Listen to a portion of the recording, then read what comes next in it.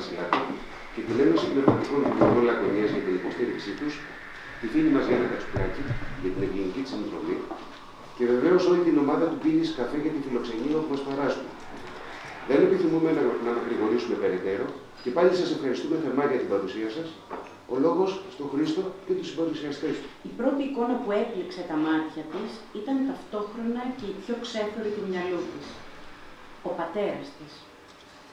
Παρόλο που η ανάμνησή του ήταν θολή, γιατί όταν εξαφανίστηκε εκείνη δεν ήταν 9 χρόνων, ετούτη τη συγκεκριμένη φωτογραφία και τη στιγμή που εχμαλώτιζε κάτω από την ασπρόμαυρη επιφάνειά της, τη θυμόταν καλά. Είχε τραβηχτεί 6 Αυγούστου, στο πανηγύρι του Δεσπότη Χριστού. Περιεργάστηκε για λίγο εκείνη την κατατσαλακωμένη φωτογραφία με τις ξεφτισμένες άκρες και ένιωσε τα μάτια της να γεμίζουν δάκρυα. Λένε πως κάτι που δεν το έχει ζήσει πολύ δεν το πεθυμάς. Πως είναι εύκολο να το πετάξεις στο σκουπιδότοπο του μυαλού χωρίς να χρειαστεί να το ανασύρεις ποτέ. Ούτε για καλό, ούτε για κακό. Προσωπική μαρτυρία, λοιπόν, όπως έχετε καταλάβει, υπάρχει κάτι καλύτερο από αυτό. Ο Χρήστος Φλουρής παίζει στα δάχτυλά του τη χαρά και δίνει την αίσθηση ότι έχει ενταχθεί σε ένα ξένο κοινωνικό περιβάλλον από τη στιγμή της γέννησής της και όταν έρχεται η ώρα το κάνει οικείο. Μιλάμε για το πορτρέτο μιας κοπέλας, το οποίο όμως αποκτά συλλογικές διαστάσεις για παιδιά που έχουν ζήσει σε ορφανοτροφία. Δυσκολία στην προσαρμογή, τραυματικές εμπειρίες, κακοποίηση. Ο Χρήστος πετυχαίνει μια λεπτή, διεισδυτική διαγραφή χαρακτήρων.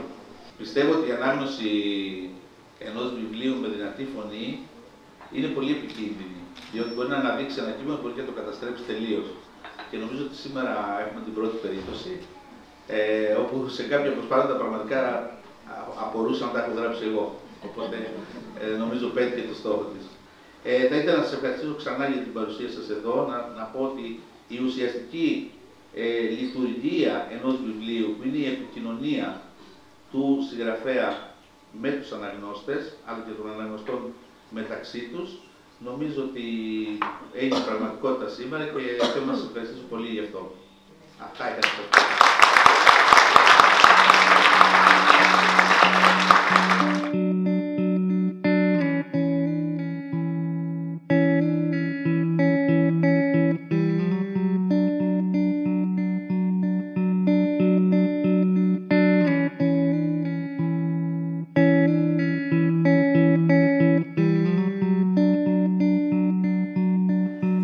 Θα ήθελα να πεις κατά πόσο είναι η λυτρωτική διαδικασία, η συγγραφή.